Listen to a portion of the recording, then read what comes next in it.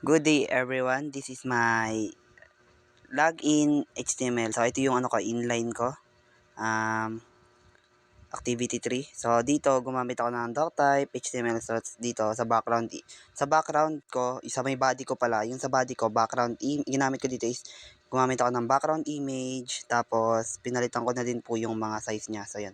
Padding 25, 50, 30, 75, border solid black 5x, background size 100, background repeat, no repeat. So yan, kapag nagano siya, di na siya mag-uulit. Then yung font na ginamit ko dito is Times New Roman. Tapos yung font size nito is 50, tapos yung margin ng akin 10px. So yung sa ano ko is sa login ko yun, ginawa ko lang dito kagaya nung nasa registration na email, password lang. Tapos pinalitan ko na din dito yung background color ng button ko dito. So yun, yun lang. Yan, at so makikita nyo dito yung makikita nyo dito yung color ng ng email address and password. So yun, nakakulay blue.